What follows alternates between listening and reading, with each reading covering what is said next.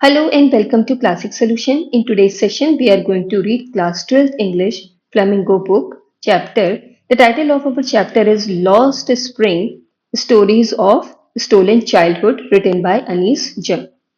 So students आज की video में हम लोग लॉस्ट स्प्रिंग की समरी पढ़ेंगे और ये काफी डिटेल्ड समरी है एंड आई एम श्योर कि इस समरी को पढ़ने के बाद में आपको पूरा चैप्टर पढ़ने की जरूरत नहीं पड़ेगी और बाद में समरी की हिंदी भी दी हुई है तो आप लोग उसे पढ़ करके और अच्छे से समरी को समझ सकते हैं। तो let us discuss the title first, lost spring. Spring मतलब होता है एक बहुत ही अच्छा सा मौसम जिसमें पेड़ों में हरे हरे पत्तियां निकलती हैं, फूल निकलते हैं और मौसम बहुत अच्छा होता है। और लॉस्ट ऐसा क्यों बोला है? लॉस्ट मतलब होता है खो गया, मतलब एक बहुत अच्छा सा मौसम, एक सुहाना सा मौसम जो कि अब खो गया है। और फिर वो अपने टाइटल को और ज्यादा इलेबोरेट करने के लिए आगे लिखती हैं stories of stolen childhood. Childhood यानी बचपन, मतलब ऐसे बच्चों की कहानियां जिनका बचपन जो है वो खो गया है या स्टोलन यानी कि चुरा लिया गया है, ये ऐसी कहानियां हैं। सो आज के सेशन में हम लोग इसमें स्टोरी नंबर 1 पढ़ेंगे जिसका टाइटल है समटाइम्स आई फाइंड अ रूपी इन द गार्बेज। गार्बेज मतलब होता है कूड़ा कचरा। तो ये एक ऐसे बच्चे की कहानी है जो बहुत ही डिप्राइव्ड है। डिप्राइव्ड मतलब वो बहुत सी चीजों से वंचित है जो नॉर्मल बच्चों को मिलती है उसे नहीं मिलती है। और ये स्टोरी जो है एक छोटे बच्चे की है जो कि एक रैग पिकर है। Now what is rag picker? Rag picker मतलब होता है कूड़ा बीनने वाले, वो लोग जो कूड़ा इकट्ठा करते हैं, ये उनकी स्टोरी है। तो ये बच्चा कहता है कि sometimes I find the rupee in the garbage, कि मुझे गार्बेज में कभी कभार 1 रुपया भी मिल जाता है। तो ये दिखा रहे हैं कि ये बच्चे जो हैं वो कितने पुअर हैं और ये 1 रुपए की वैल्यू इनके लिए कितनी ज्यादा है और उसके लिए ये लोग क्या करते हैं, कूड़ा इकट्ठा करते हैं। Saheb the rag picker.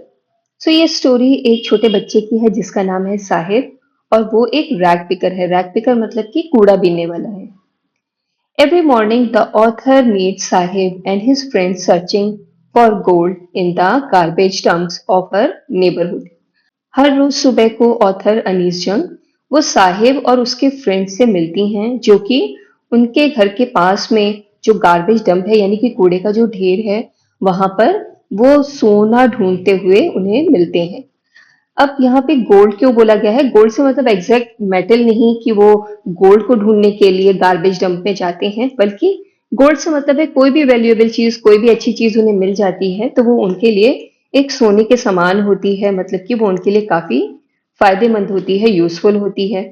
तो रोज सुबह ऑथर जो हैं वो साहिब और उसके दोस्तों से मिलती हैं जो कि पास में ही जो गार्बेज डंप है वहां पर कोई वैल्यूएबल चीज ढूंढ रहे होते हैं। Sahib and his family hello from Bangladesh.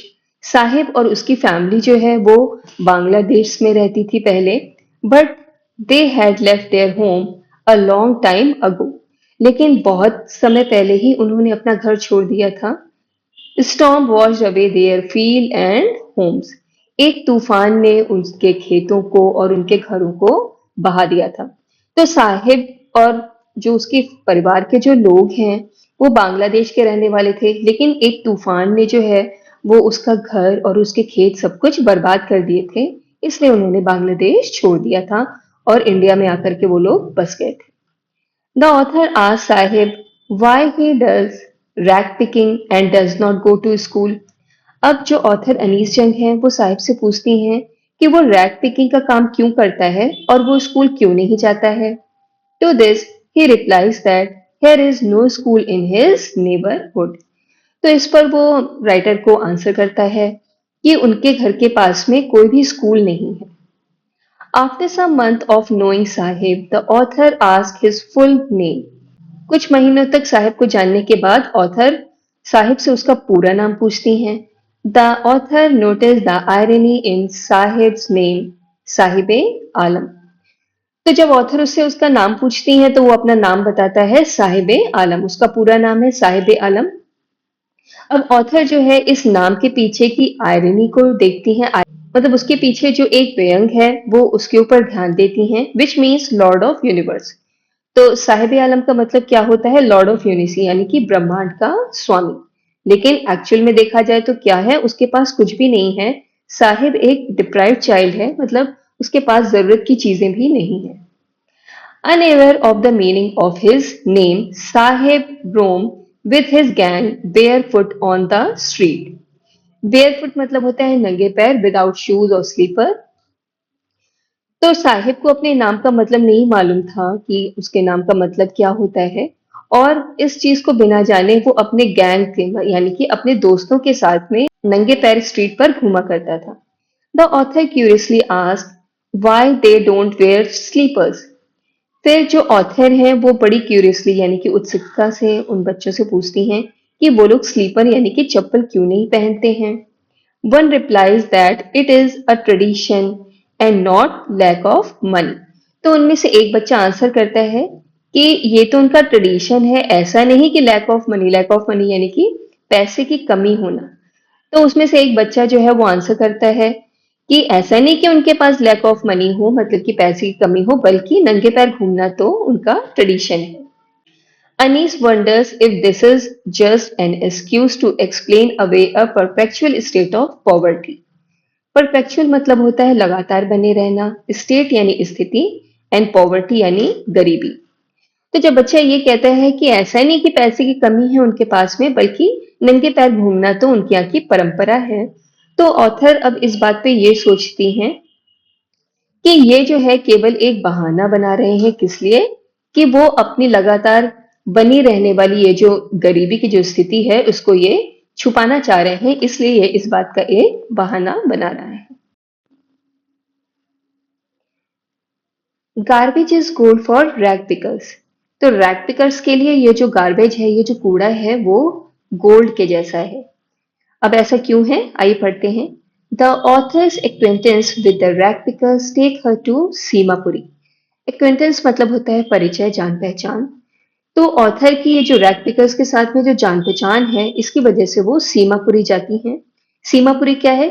Seemapuri is a place on the periphery of Delhi. Seemapuri Delhi का periphery, periphery means outer area. तो सीमापुरी जो है वो दिल्ली का आउटर एरिया है, मतलब बाहरी भाग जो है दिल्ली का, उसे सीमापुरी कहते हैं। The place is home of 10,000 rag pickers. और यहाँ पे 10,000 10,000 रैग पिकर्स यानी कूड़ा बीनने वाले रहते हैं। They are Bangladeshi refugee who came here back in 1971। ये बांग्लादेशी रेफ्यूजी हैं, मतलब कि ये लोग बांग्लादेश से आए हुए रेफ्यूजी हैं, शरणार्थी हैं, जो यहाँ पर 1971 में इंडिया में आकर के बस गए थे। They live in very poor condition. ये लोग बहुत ही पुअर कंडीशंस में रहते हैं, और इनके जो घर हैं वो मड स्ट्रक्चर यानी कि मिट्टी के बने हुए हैं, और जिसकी रूफ यानी कि जिसकी जो छत है वो टेन और टारपुलिन की बनी होती है। टारपुलिन क्या है? एक मोटा सा कपड़ा होता है जिससे पानी नहीं जा सकता है, तो जिसे हम लोग हिंदी में तिरपाल भी कहते हैं। तो इन लोग के जो घर हैं वो, उसकी छत जो है वो उसके ऊपर टिन है और टारपुलिन पड़ा हुआ है, और जो दीवारें हैं वो सब मिट्टी से बनी हुई हैं। तो ये सब बहुत ही पुअर कंडीशन में सीमापुरी में रहते हैं। Their children became partner in survival, which means rag picking. यहाँ पर बच्चे जो हैं वो अपने माता पिता के पार्टनर बन जाते हैं सर्वाइवल में। सर्वाइवल मतलब जीवन जीने के लिए जो संघर्ष करना पड़ता है, तो जो काम करना पड़ता है उसमें बच्चे भी अपने माता पिता के पार्टनर बन जाते हैं। और ये काम क्या है? Rag picking. मतलब कि वो भी अपने माता पिता के साथ में रैग पिकिंग करते हैं। Over the years rag picking has become an art. कई वर्षों से रैग पिकिंग अब एक आर्ट बन गया है, मतलब कि एक कला बन गया है। Garbage is gold to these rag pickers as it is their only support and means of income. Garbage of these rag pickers. अब इन रैग पिकर्स के लिए जो गार्बेज है, ये जो कूड़ा है, वो क्या है? गोल्ड के जैसा है, क्योंकि it is their only support and means of income. क्योंकि यही जो है एकमात्र सहारा है उन लोगों की इनकम का। तो इसको ऐसा क्यों बोला है उन्होंने? जैसे कि हम लोग के लिए गोल्ड यानी कि जो मेटल है वो बहुत वैल्यूएबल होता है, तो इन लोगों के लिए क्या है? ये इनके जीवन जीने का सहारा है। मतलब कूड़ा बीन करके उससे जो इनकी इनकम होती है उससे ये अपना जीवन चलाते हैं। Anees realizes that garbage hold different meaning to both parents and children.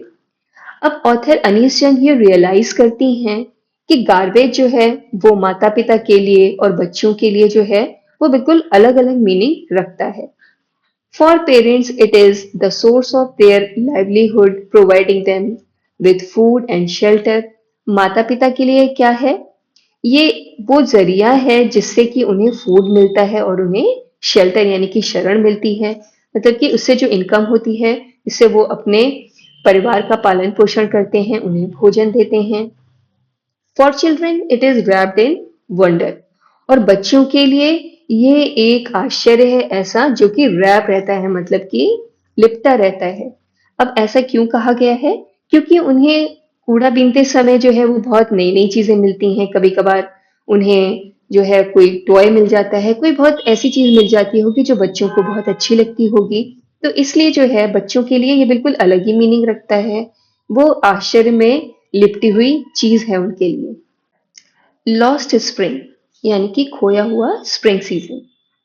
One winter morning, the author sees Sahib outside the fenced gate of the neighborhood club. एक विंटर मॉर्निंग, एक सर्दियों की सुबह, ऑथर साहिब को उनके पास में एक क्लब है, उसकी दीवार के बाहर जो गेट है, फेंस मतलब होता है चारों ओर जो दीवार उसमें है, उसमें एक गेट लगा हुआ था, उसके बाहर खड़ा हुआ देखती हैं। He is watching a game of tennis. वो टेनिस का खेल देख रहा था। The author notice that Sahib is wearing tennis shoes. फिर ऑथर जो है वो नोटिस करती हैं कि साहिब ने जो है वो टेनिस शूज पहने हुए हैं। Saheb tells her that someone gave them to him. तो साहिब उन्हें बताता है कि किसी ने उसको ये शूज दिए हुए हैं। The fact that some rich boy discarded the shoes because there was a hole in one of them does not bother him. Bother मतलब होता है परेशानी होना। द फैक्ट इज दैट, तो इस पे ये फैक्ट था कि किसी रिच बॉय ने इन शूज को डिस्कार्ड कर दिया था, मतलब फेंक दिया था, क्योंकि उसमें से एक शू में होल था, मतलब एक छेद था। लेकिन इससे साहिब को कोई फर्क नहीं पड़ता था, मतलब उसे इससे कोई परेशानी नहीं थी। For Sahib it is like a dream come true. Sahib के लिए ये ऐसा था जैसे कि कोई उसका सपना सच हो गया हो। Saheb is no longer his own master. Saheb अब अपना मालिक नहीं रहा। ऐसा क्यों कहा जा रहा है? One morning the author sees Saheb on his way to the milk booth. Milk booth मतलब दूध की दुकान जहां पे दूध बेचा जाता है। तो एक मॉर्निंग ऑथर ने देखा कि साहिब जो है वो दूध की दुकान पर जा रहा है। He inform the author that now he works at the tea stall and is paid 800 rupees and all his meals मतलब भोजन। तो वो ऑथर को बताता है कि अब वो टी स्टॉल यानी कि चाय की दुकान पर काम करने लगा है और वहां पर उसे 800 रुपए मिलते हैं एंड ऑल हिज मील्स, और उसे भोजन भी मिलता है। But the author feels that Sahib is not happy. लेकिन ऑथर ये फील करती हैं, उन्हें ऐसा लगता है कि साहिब जो है वो खुश नहीं है। मतलब कि उसे 800 रुपीज मिल रहे हैं और उसे पूरे दिन का खाना भी मिल रहा है, उसके बावजूद भी साहिब जो है वो खुश नहीं दिख रहा है। Saheb is no longer his own master. क्यों नहीं खुश दिख रहा है? क्योंकि अब साहिब जो है वो अपना मालिक नहीं रहा। पहले वो क्या काम करता था? कूड़ा बीनने का काम करता था, तो वो अपना मालिक था, अपनी मर्जी से काम करता था। अब उसे दूसरे की मर्जी से काम करना पड़ता है, इसलिए अब वो पैसे मिलने के बावजूद भी खुश नहीं है, क्योंकि अब वो अपना मालिक नहीं रहा। So students, with this we have come to the end of the session. इसके बाद में इसका हिंदी ट्रांसलेशन दिया है, तो you can pause the video and read it thoroughly, ताकि आप समरी को और अच्छे से समझ सकें। So if you like my video, hit the like button, and if you have any doubt or any suggestion, do write in the comment section. चलिए मिलते हैं अब हम लोग नेक्स्ट वीडियो में, जहां पर हम लोग इसके सेकेंड पार्ट की समरी को पढ़ेंगे। Thank you so much for watching my video.